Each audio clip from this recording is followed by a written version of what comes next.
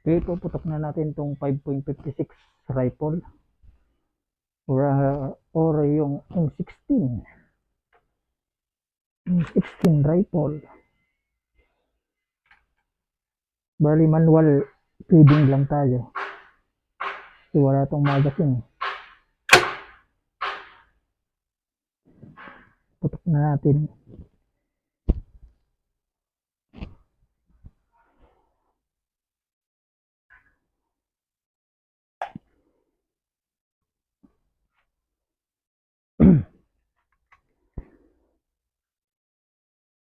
Firing!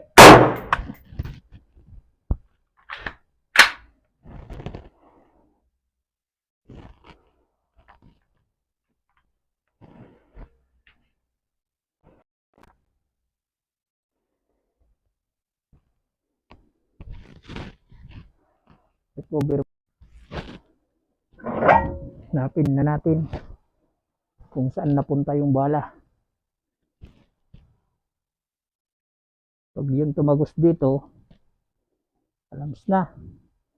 Baka nandun na sa dulo. So, dito nga. Dito nga sa dulo. Lumampas rin.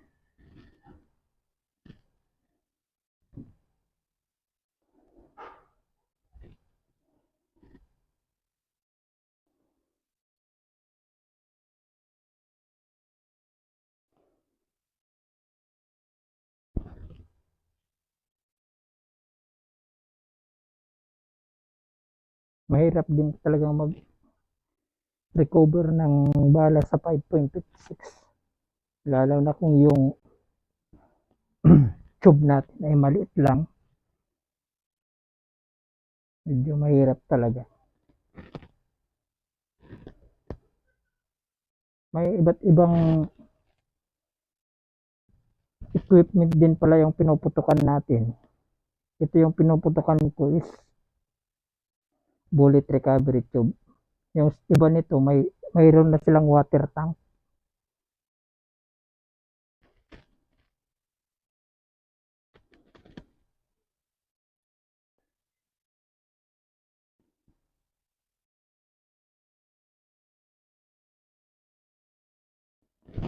Ito na siya, oh. Recover ko na.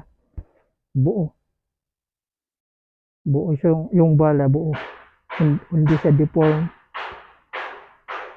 Kaya ayusin ko naman ulit para pumutok naman tayo ng another round. Bali, 3 rounds to.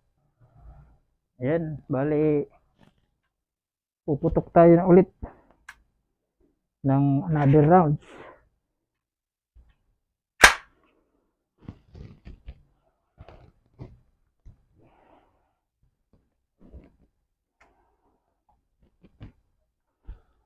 Dapat yung safety dito, kinakailangan natin consider.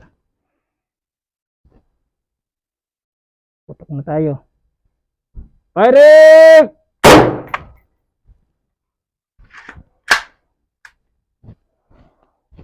Yun. Sana di lumampas. Ito yung fire cartridge case. Recover tayo ulit. Recover tayo ulit ng fired bullet. Itong M16.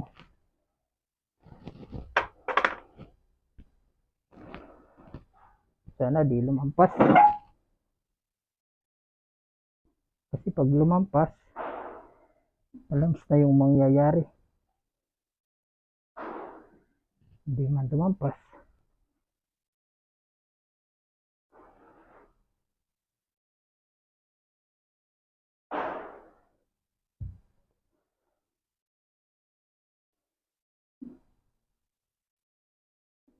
Pag sa katagalan mo nang ginagawa ito, mapapabilis na lang yung paggawa mo kasi ito na at ito yung ginagawa mo lagi.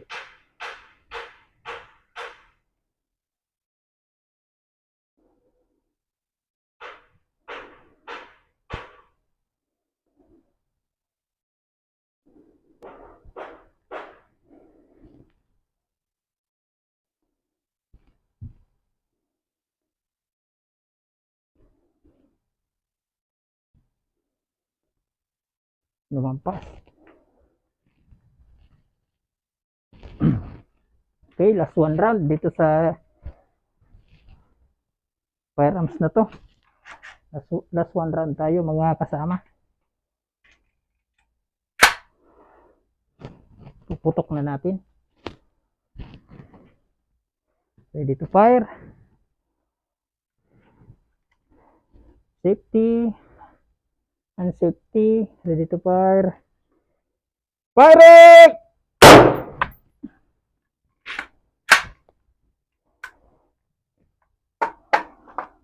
Okay. Ito yung basyo. Recover tayo ulit. Bali, natapos na tayo dito sa unang firearms na pinutok natin. Almost inabot tayo ng 6 minutes. Depende yan sa kung gaano kayo kabilis mag-recover sa bullet recovery tube. Kaya medyo natatagalan dahil sa paghanap ng bullet. Dapat pala yung pag nag-test fire tayo, dapat kumpleto tayo sa gamit. Dapat nakaprotektado yung ating mata. Kaya nito may goggles ako, may yung ating tainga dapat may earmuff. At the same time, mayroon din tayong mask para yung usok, yung gunpowder, yung smoke, hindi natin malanghap. Tapos yung mga alikabok galing sa cotton, hindi rin natin malanghap. Kasi at maprotektahan din natin ang ating sarili. Hindi tayo magkasakit. Kasi pag nagkasakit tayo, matitingga yung mga examination natin dyan. Ganon. Salamat at yung 3 rounds natin na pag-test fire, pristine lahat yung bullet, hindi na deform, hindi siya tumama sa metal ng bullet recovery tube. Kaya okay naman, goods yung nagawa natin. Kaya di tayo magre-retake ng pagputok. Ganun lang yung proseso ng pag-test fire. Depende pa rin yan sa mga baril na inyong pinuputok. Kasi kadalasan, minsan yung dinadala dito sa aming opisina ay mga homemade like caliber 38. Yan ang kadalasan na dinadala na mahirap i-test fire kasi may mga instances na may mga missing parts, mayroong hindi na masyadong fit yung parts gaya ng sa revolver, yung cylinder disalign na siya sa barrel, kaya gagawan na lang namin ng paraan para maiputok. Ganun talaga yung aming profession kasi ito nasa forensic. Tapos yung specialization is firearms examiner. Ganun talaga. Hindi ito katulad ng ibang specialization na madali lang yung examination nila. Yun na muna po mga kasama, mga kaibigan. Kung may tanong kayo regarding sa firearms or ballistic, comment na lang po kayo sa baba or mag-PM kayo sa akin, lalo na yung mga law enforcement natin dyan. Pwede po kayong mag-comment or mag-personal message sa akin para masagot ko yung inyong mga katanungan. Ayun. Please subscribe nga pala yung YouTube channel ko, Kanet Adventures Vlog. At yung personal page ko, Justice Carlo Tinak. At yung Facebook page ko, Kanet Adventures Vlog. Maraming salamat po sa inyo. Sana nakatulong tayo sa mga law enforcer or yung mga estudyante ng criminology dyan. Maraming salamat po at magandang buhay. Huwag lang lalampas para makuha agad natin ang card bullet.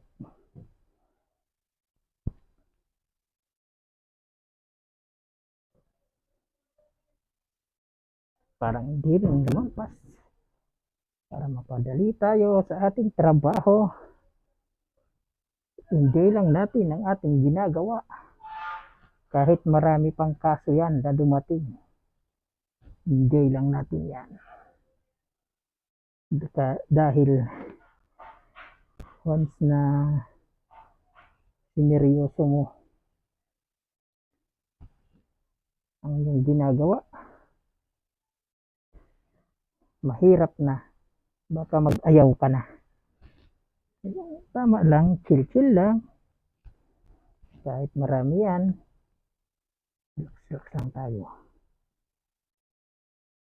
Matatapos din yan lahat ng pinaghihirapan mo ngayon, may kapalit naman yan. Ito na, ito yung card bullet. Dapat hindi siya deform, buo dapat yan. Tinatawag na pristine bullet. Yan, di ba? May natututunan kayo sa akin. Sabi ko sa inyo eh, subaybayan nyo lang ako lagi. May matututunan kayo sa akin.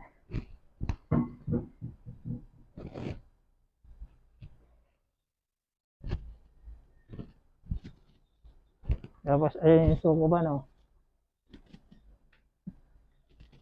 Ayun yung suko ba? Shout out! Lek! Shout out! Oh, shout out. Oh, bumili ng tanghalian kasi wala pa kaming tanghalian. Yan. Bali nakaganito ako mga kasama kasi protection kasi ito eh. Yung mga di na born na gunpowder, once na wala ka nito, tatama yan sa balat mo o sa skin mo. Kaya baka sabihin nyo, hindi ako nasa tamang bihis. Parte lang po ito kasi sa pag-test-fire namin, dapat protektado rin kami. Gaya nito, nilagyan ko nito kasi yung mga hindi na born na gunpowder, yung mga nabuong kalawang, pwede yan tumama sa balat mo. Kaya proteksyonan ko ng ganito. Ito naman, protection naman to sa usok ng pulbura, yung mga na-born. May usok yan. Kaya protection din. Tapos yung mga residue ng kuton, protection din para di ko malanghap. Tapos ito yung goggles para din sa protection sa mata. Tapos itong earmuff para sa karamihan kasi laging pumuputok ako. Baka tayo mabingi pag wala tayong ganito. Kaya protektado dapat lagi tayong mga kasama. Yan, patuloy tayo sa pagtrabaho. Dahil ito ang ating sinumpaang tungkulin. At the same time, ito rin yung aking specialization. Firearms examiner. Yan. Comment na lang kayo kung may mga katanungan kayo sa akin. Sa abot ng aking makakaya ay kayo ay aking sasagutin.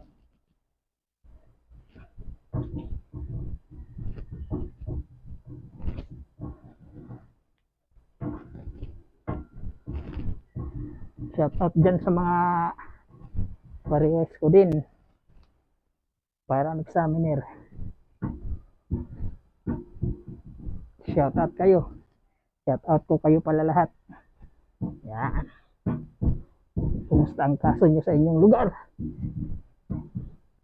Marami na ba? Sa akin dito, okay lang naman. Nakakaya pa naman kasi hindi tayo pwedeng sumuko. Kasi nasa suko na nga tayo, susuko pa tayo. Joke lang. Ganun talaga. Tapusin lang natin ng maayos ating mga ginagawa para hindi tayo magkamali pagdating natin sa ating pupuntahan na ano yon. Alam na yon ng mga examiner dyan. Once na gumawa na tayo ng report, ang huling bagsak nito ay sa court. Doon na tayo sa court.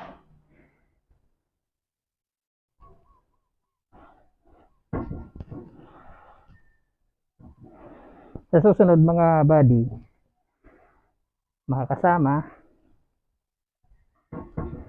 papakita ko naman sa inyo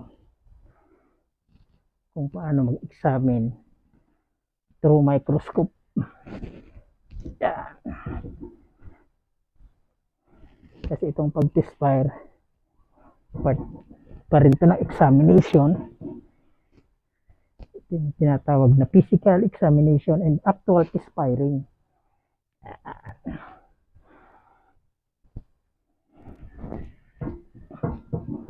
Naayos ko kasi para walang hindi ma-deform yung bala. Yung part bullet hindi siya ma-deform, hindi gumasgas sa dito sa tube. Okay, round 2 tayo, round 2. Round 2. Round 2 na tayo.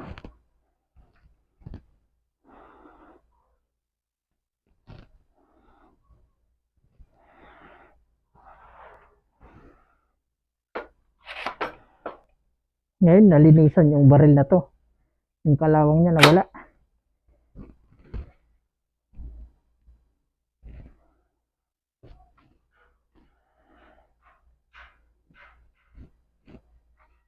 Firing!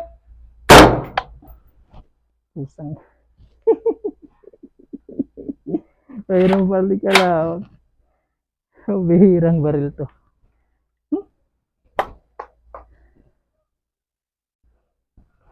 Grabe. Bumalik sa akin yung mga kalawang. Oh, yan nga sinasabi ko sa inyo. Kung wala ako nitong goggles, malamang tumama sa mata ko. Kasi ramdam ko eh. Tumama dun sa goggles yung mga kalawang.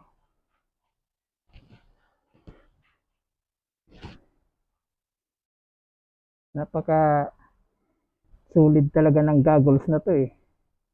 Lagi akong sinasalba nito. Kung wala ako nitong goggles, malamang sa mata ko tumama yung mga residue na yun. Paano na tayo? Mabubulag na tayo niyan. Hindi na tayo makakapag microscopic examination kasi bulag na tayo. Ayun, bilis lang oh. Nahanap ko kaagad mga kasama. Ayun oh. Nahanap ko kaagad yung pangalawang bullet. Ayan ito. Ito na. Ngayon, ayusin ulit natin yung cotton. Baka may magtanong bakit kasi di na pagsabay-sabayin bago mag-recover. Mahirap kasi. Lalo na maliit lang tong bullet recovery tube ko. Kaya para sure ako, iniisa-isa ko na lang. Tapos mabilis ang pag-recover. Yung iba, yung mga ibang region dyan, malalaki yung bullet recovery tube nila. Kaya pwedeng pagsabayin yung tatlo. Sa akin kasi hindi eh. Maliit lang to. Kaya one shot tapos recover. Hindi ko kasi sinubukan ko na to na mag tatlo tapos recoverin ko pagkatapos ng tatlong putok. nagkatamaan sila, kaya na-deform yung mga bullet. Ako rin naman ang mahihirapan pag ganun ang mangyayari. Saka yung standard ammunition natin, tinitipid din natin. Dapat hindi na tayo magre-retake para hindi nasasayang. Para yung i-retake natin, magagamit na natin sa iba.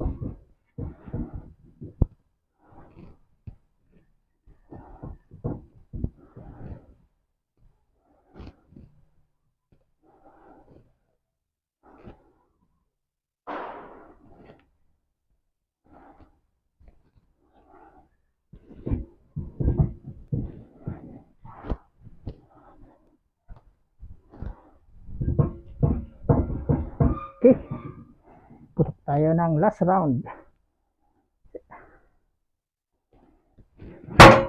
Last round sa 5.56 rifle or tinatawag nilang M16. M16 rifle.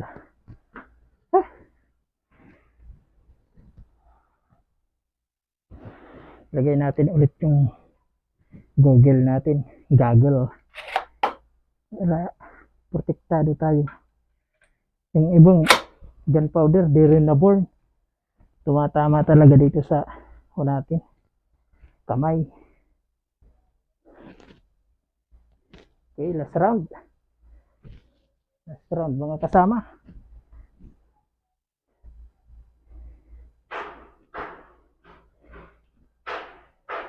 Firing!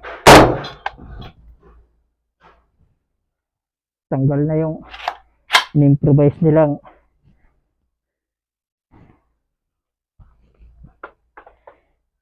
yung tawag nito. Lagyan nilang improvise na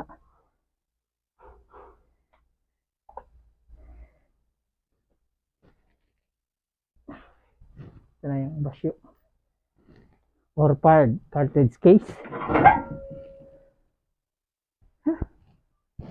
Cover tayo ulit.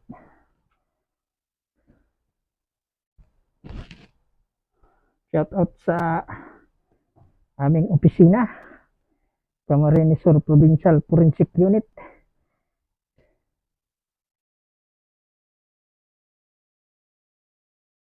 Na busy rin ang lahat ng personnel ngayon. Maraming ginagawa.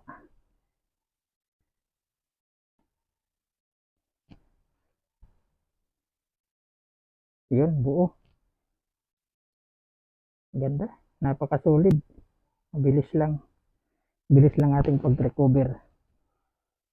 Bali na kumpleto natin ang 3 rounds ang firing natin na buo ang mga standard cartridge, fired cartridge cases, at hindi deform ang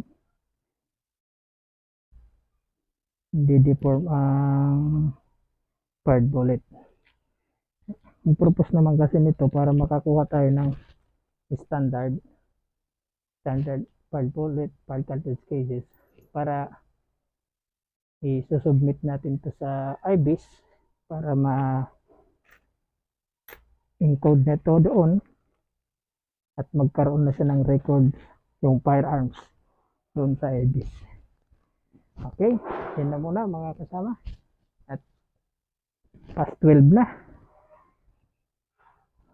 Mamaya naman mga alauna, pagpapatuloy ko yung 6 pa na mahahaba. Maraming salamat at magandang tanghali sa lahat.